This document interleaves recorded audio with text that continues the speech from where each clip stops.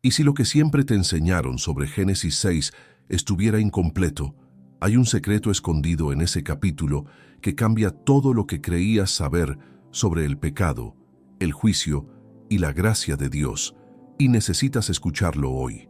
Hay un pasaje en la Biblia que ha inquietado a teólogos, pastores y creyentes por siglos. Está escondido en el 6º capítulo del Génesis, y cuando lo lees con atención, algo en tu interior siente que hay más de lo que los ojos ven a primera vista. Hoy vamos a abrir esas páginas juntos, con reverencia y con hambre de verdad.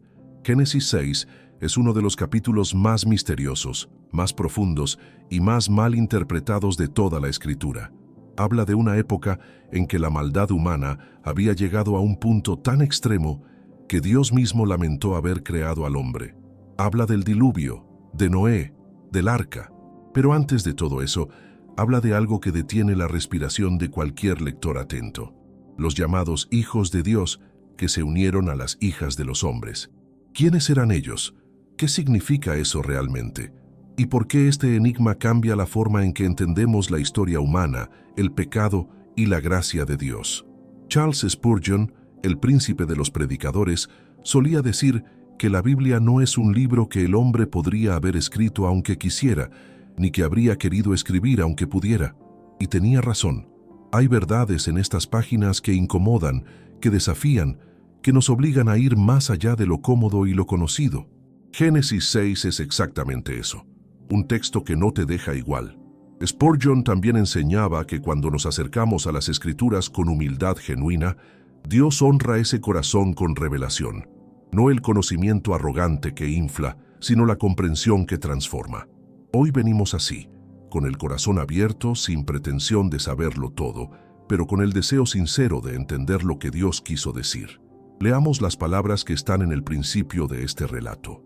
En Génesis 6, versículos 1 al 4, la Escritura dice: «Aconteció que cuando comenzaron los hombres a multiplicarse sobre la faz de la tierra, y les nacieron hijas, que viendo los hijos de Dios, que las hijas de los hombres eran hermosas, tomaron para sí mujeres, escogiendo entre todas».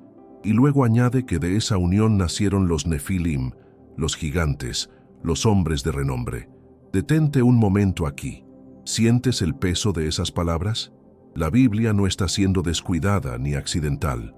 Cada palabra fue inspirada por el Espíritu Santo. Cada expresión tiene una razón de ser. Y cuando dice hijos de Dios, no está usando esa frase a la ligera.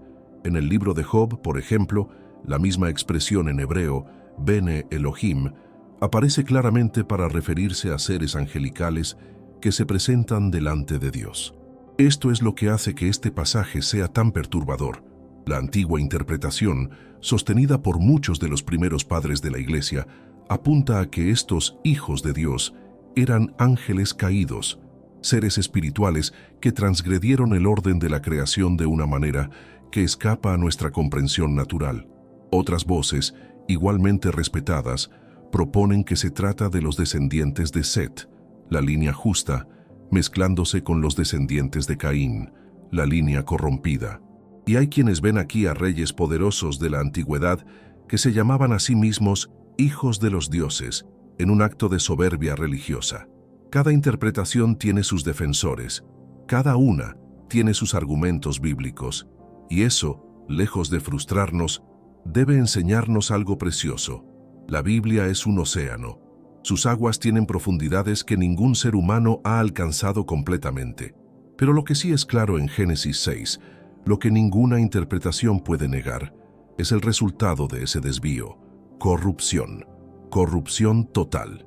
La Escritura dice que la maldad del hombre era mucha en la tierra, y que todo designio de los pensamientos de su corazón era de continuo solamente el mal.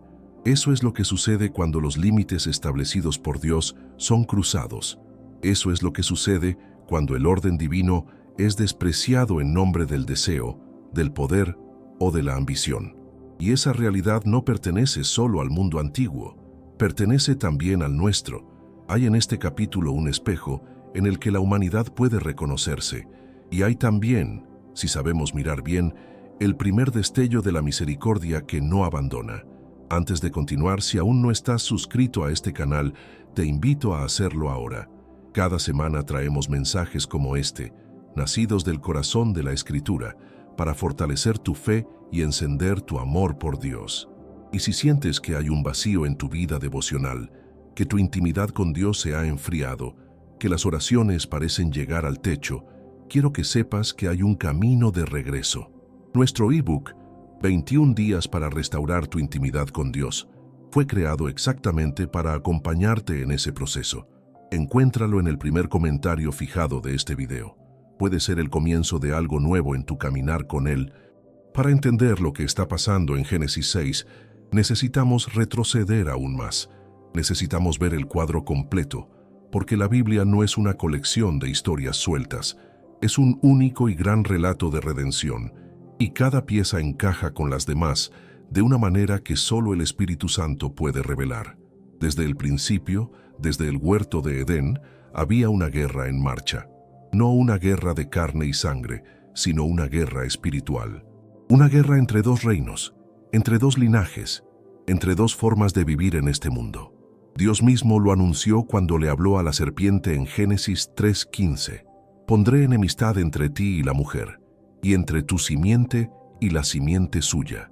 Desde ese día, el conflicto quedó declarado, y ese conflicto se fue desarrollando a lo largo de las generaciones. Caín mató a Abel. La violencia entró al mundo. La arrogancia creció. Los hombres comenzaron a construir ciudades, a forjar armas, a cantar canciones de venganza, y mientras todo eso ocurría, algo estaba sucediendo en el ámbito espiritual que la mayoría de nosotros no ha considerado con suficiente seriedad. El apóstol Pedro, en su segunda carta, capítulo 2, versículo 4, escribe algo que estremece. Dios no perdonó a los ángeles que pecaron, sino que arrojándolos al infierno, los entregó a prisiones de oscuridad para ser reservados al juicio. Pedro está hablando de seres espirituales que cayeron, y en ese mismo contexto menciona el diluvio de Noé. La conexión no es casual.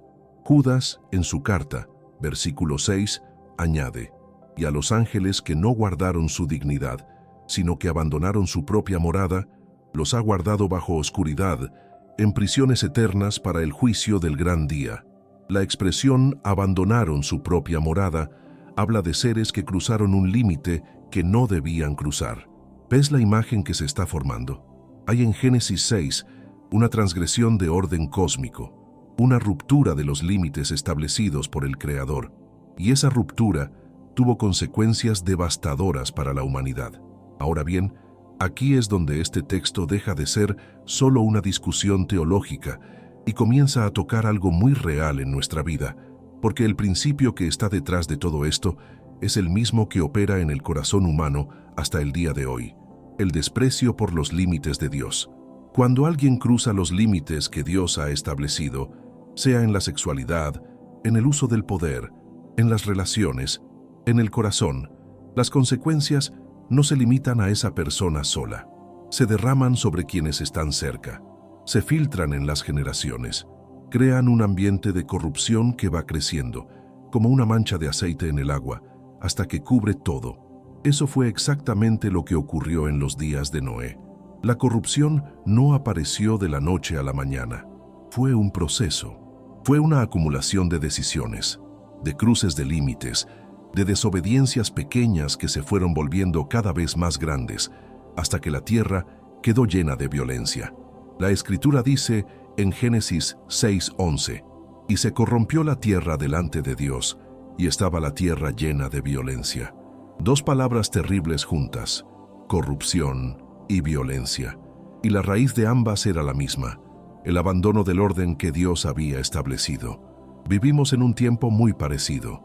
No lo decimos para generar miedo, sino para abrir los ojos. La violencia llena las pantallas, los corazones, las calles. La corrupción se ha normalizado en tantos niveles que ya casi no escandaliza. Y el orden divino, en muchos rincones del mundo, ha sido declarado obsoleto, anticuado, irrelevante. Pero Dios no cambia. Sus principios no envejecen. Y su paciencia, aunque profunda, tiene un propósito: que los hombres se arrepientan, que vuelvan, que encuentren en Él lo que jamás encontrarán en el camino del desorden.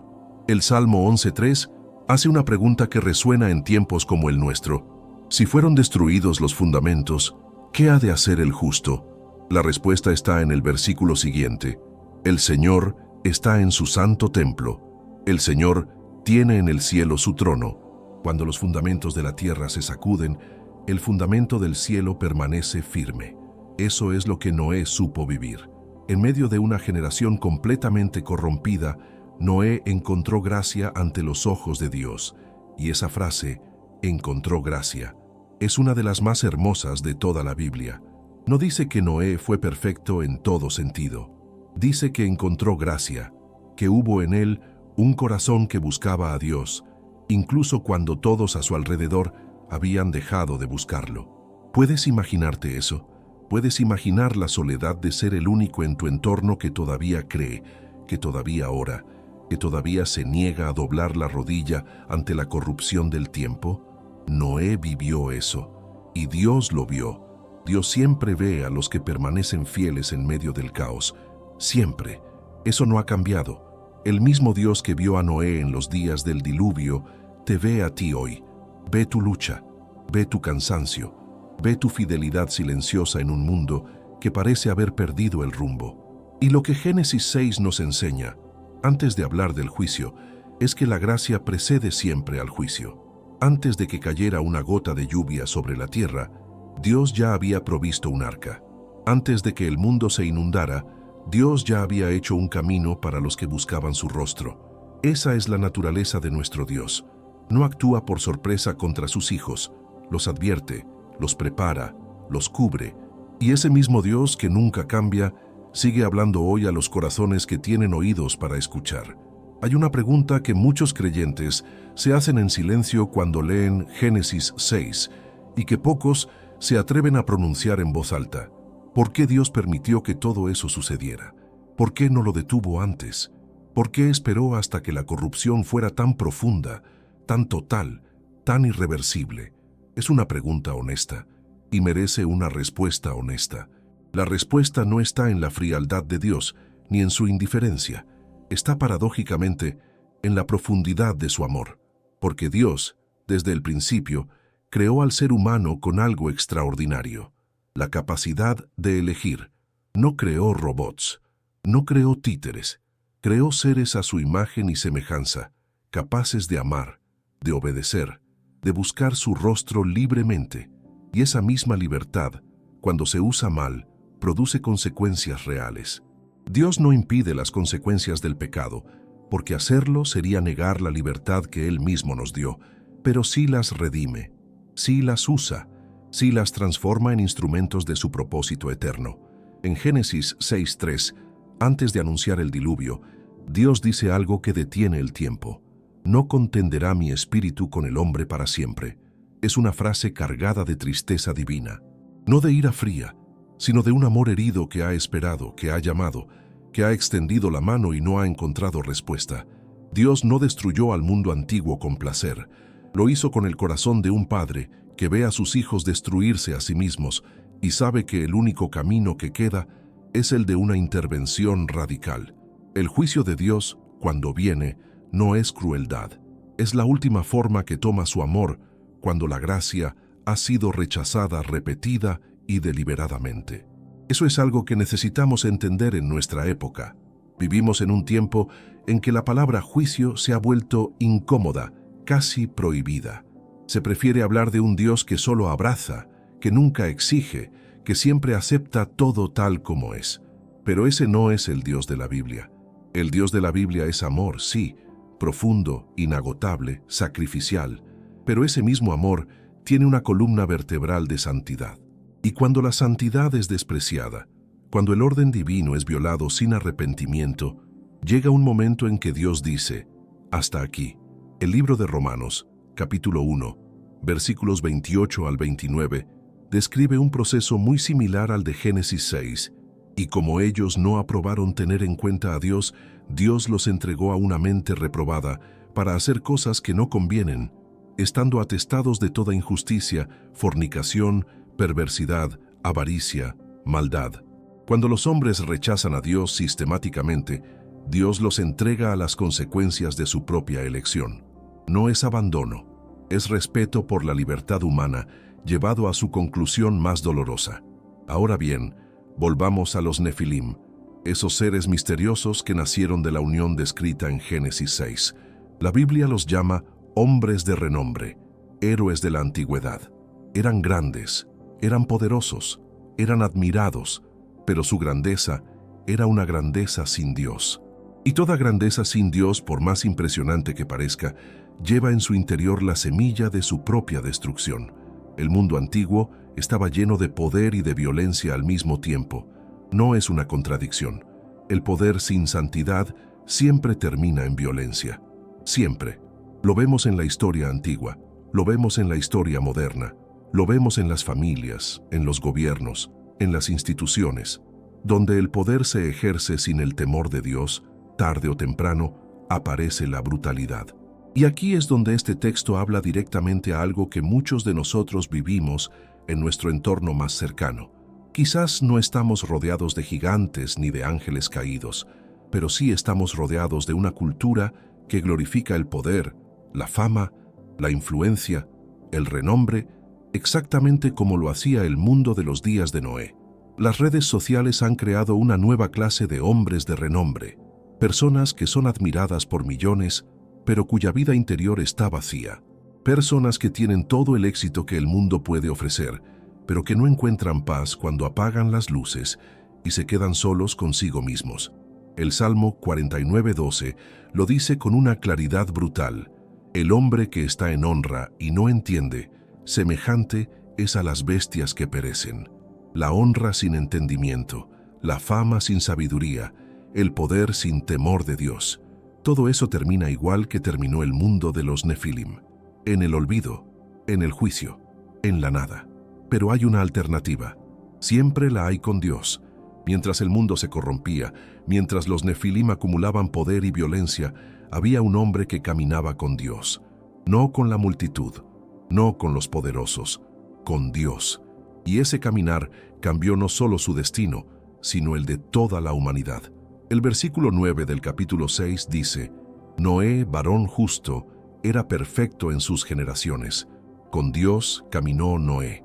Esa expresión, caminó con Dios, es la misma que se usa para describir a Enoc en el capítulo 5. Caminar con Dios no significa ser sin pecado, significa orientar cada paso, cada decisión, cada día en dirección a Él. Significa vivir con una brújula espiritual que siempre apunta hacia el norte verdadero. Y eso, amigo o amiga que nos escuchas hoy, es exactamente lo que este mundo necesita ver en nosotros. No perfección religiosa, no superioridad espiritual, solo hombres y mujeres que caminen con Dios en medio de una generación que ha perdido el rumbo. Eso fue suficiente para Noé. Y sigue siendo suficiente hoy. Caminar con Dios en medio de una generación corrompida no es algo que sucede de forma automática. No es un estado que se alcanza una sola vez y ya. Es una decisión que se renueva cada mañana, cada hora, cada vez que el mundo ofrece una dirección diferente a la que Dios señala. Noé lo entendió así, y por eso su historia no es solo una historia del pasado, es un modelo para el presente. Piensa en lo que Noé tuvo que enfrentar. No solo vivía rodeado de corrupción y violencia, sino que Dios le pidió algo que, desde el punto de vista humano, parecía absurdo: construir un arca enorme en medio de tierra seca, sin lluvia a la vista, sin señales visibles de lo que vendría, solo la palabra de Dios como garantía. Hebreos 11:7 lo captura con una precisión hermosa. Por la fe Noé, cuando fue advertido por Dios acerca de cosas que aún no se veían, con temor preparó el arca en que su casa se salvase. Y por esa fe condenó al mundo y fue hecho heredero de la justicia que es según la fe. Por fe, por temor reverente, por obediencia a lo que aún no podía ver con los ojos físicos. Esa es la esencia de la vida cristiana. No es una vida de certezas visibles. Es una vida de confianza en aquel que ve lo que nosotros no vemos, que sabe lo que nosotros no sabemos, que sostiene lo que nosotros no podemos sostener con nuestras propias fuerzas. ¿Cuántas veces Dios te ha pedido algo que no tenía sentido desde la lógica humana? ¿Cuántas veces has sentido en tu corazón una dirección clara, pero el entorno te decía que era locura. ¿Cuántas veces la obediencia te ha costado el ridículo, la soledad, el malentendido de quienes te rodean? Noé te entiende. Y más importante aún, Dios te entiende. La construcción del arca no fue un proceso de días, fue de décadas. Noé trabajó año tras año, martillo tras martillo, tabla tras tabla, mientras el mundo a su alrededor seguía como si nada. Seguía festejando, seguía corrompiendo, seguía riéndose de ese hombre que construía un barco donde no había agua. Y en todo ese tiempo, Noé no abandonó, no cedió, no buscó la aprobación de la multitud. Tenía algo mejor, la aprobación de Dios. Hay una lección aquí que no podemos dejar pasar.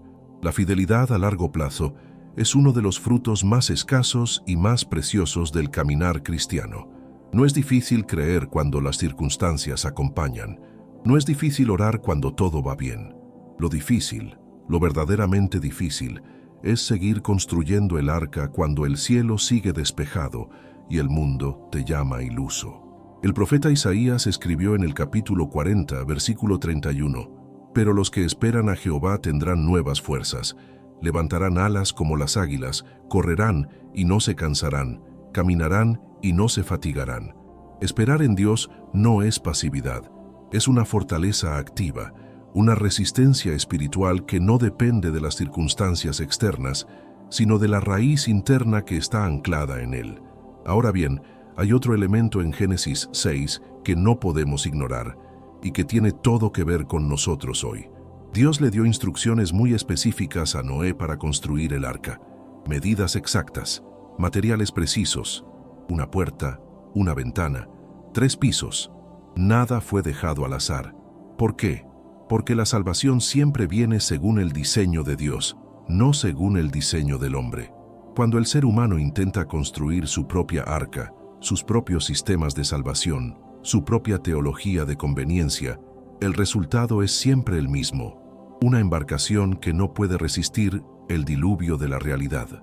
Bonita por fuera tal vez, cómoda quizás, pero incapaz de sostenerse cuando las aguas suben de verdad.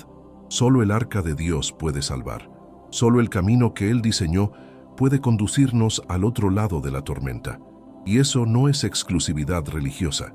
Es la declaración de un Padre que conoce la tormenta mejor que nadie, porque Él mismo la permite con propósito redentor. Jesús mismo usó los días de Noé como imagen profética. En Mateo 24, 37 al 39 dijo: «Como en los días de Noé, así será la venida del Hijo del Hombre.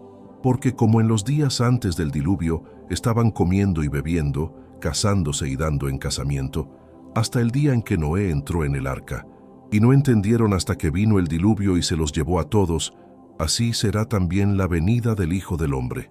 ¿Lo escuchas? Jesús no habló de los días de Noé como algo lejano y sin relación con nosotros. Los usó como espejo del tiempo final. Y la advertencia es clara: la mayoría estará ocupada con las cosas de la vida cotidiana, sin percibir las señales, sin prepararse, sin entrar en el arca que Dios ha provisto. El arca hoy tiene nombre. Se llama Cristo. Es Él quien nos da refugio. Es Él quien cierra la puerta y nos protege del juicio. Es Él la única embarcación que puede cruzar cualquier diluvio sin hundirse. Y la pregunta que Génesis 6 nos lanza al pecho con toda su fuerza es esta: ¿estás dentro del arca o sigues mirándola desde afuera mientras el cielo se nubla? Entrar en el arca no es un acto de cobardía, no es escapar de la realidad.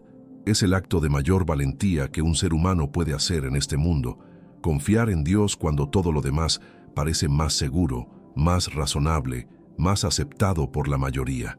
Noé no entró solo en el arca, entró con su familia. Y eso nos habla de algo que muchas veces pasamos por alto cuando leemos este relato. La fe verdadera no es un asunto exclusivamente individual. Tiene consecuencias familiares, tiene alcance generacional. La fidelidad de un hombre o de una mujer que camina con Dios no solo los protege a ellos, crea una cobertura espiritual sobre quienes están bajo su cuidado. No una cobertura mágica que anula la libertad de los demás, sino una atmósfera de gracia, de oración, de ejemplo, de presencia de Dios en el hogar, que hace posible que otros también encuentren el camino. ¿Cuántos de nosotros somos creyentes hoy porque hubo alguien en nuestra familia que caminó con Dios antes que nosotros? Una abuela que oraba sin cesar, un padre que abría la Biblia cada mañana, una madre que lloraba de rodillas por sus hijos aunque nadie la viera. Esa es la herencia más poderosa que un ser humano puede dejar. No dinero, no propiedades, no apellido, sino un legado de fe que se transmite de generación en generación como una llama que no se apaga. Proverbios 27 lo afirma con una claridad que no necesita adornos. Camina en su integridad el justo, sus hijos son dichosos después de él. La integridad del padre, de la madre, del abuelo, del anciano fiel, crea una herencia que los hijos reciben, aunque a veces no la vean de inmediato.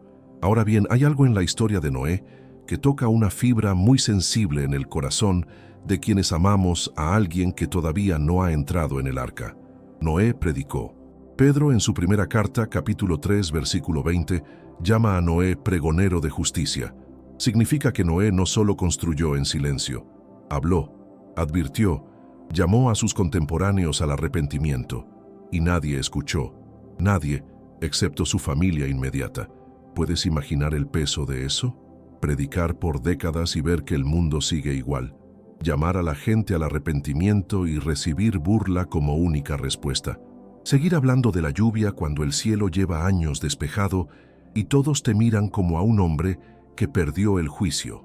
Noé siguió construyendo, siguió predicando, siguió caminando con Dios, aunque los resultados visibles fueran casi nulos. Y aquí hay una verdad que necesitamos recibir con honestidad. Nuestra responsabilidad delante de Dios no es hacer que la gente entre en el arca. Nuestra responsabilidad es proclamar la verdad con amor, vivir con integridad, orar con fervor y dejar los resultados en las manos de aquel que es el único capaz de abrir corazones. El apóstol Pablo lo entendió así cuando escribió en 1 Corintios 3:6. Yo planté, Apolos regó, pero el crecimiento lo ha dado Dios. Nosotros somos instrumentos. Dios es el autor de la transformación, y esa distinción nos libera de una carga que nunca fue nuestra llevar. Hay algo más en Génesis 6 que necesita ser dicho con cuidado, pero con claridad. El texto nos muestra que antes de que comenzara el diluvio, Dios mismo cerró la puerta del arca.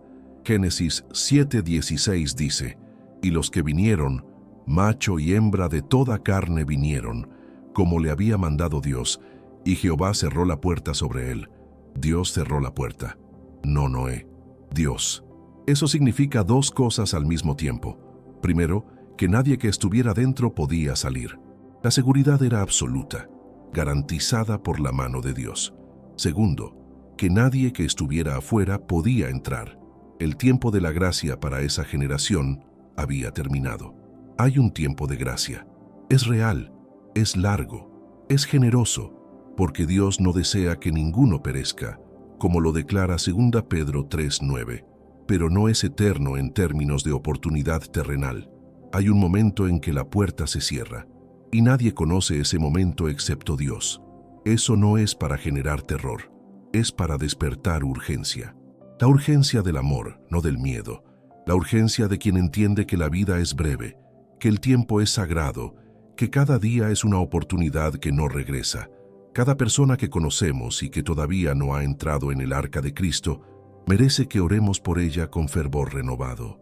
Merece que la tratemos con amor genuino, no con superioridad religiosa.